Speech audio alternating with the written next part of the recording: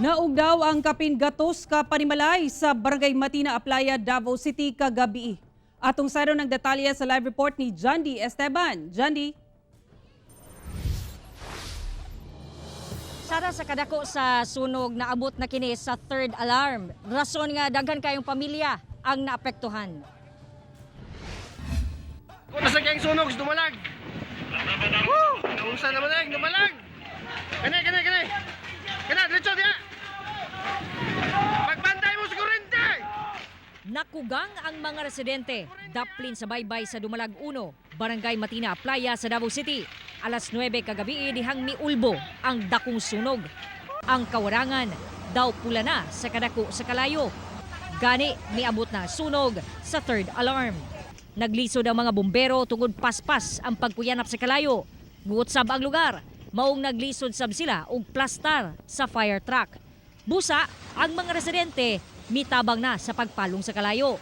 Mag alas 2 na sa kadlawon dihang gideklarang fire out. Pagsubang sa adlaw, mas naklaro ang dakong danyos nga gibilin sa sunog. Dini daw nagsugod ang pag-ulbo sa sunog kagabi tungod gama sa light materials ang mga balay dinhi paspas mekanit ang kalayo.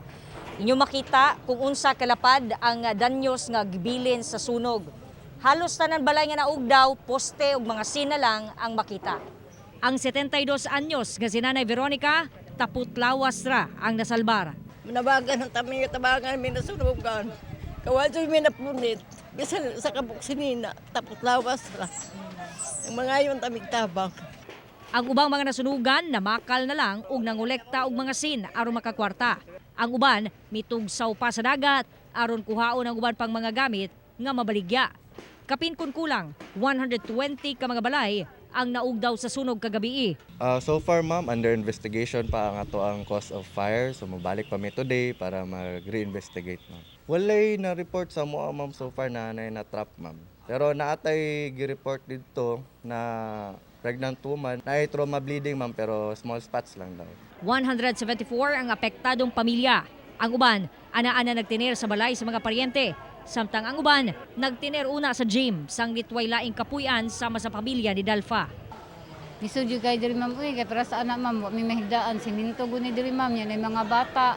Nanglan jud mi ma'am nagruan banig, mga underwear, magyuna, bra ma'am, mga tualya, mga unsa pa gyud ma'am nga gamit namo sa lawas ma'am ba.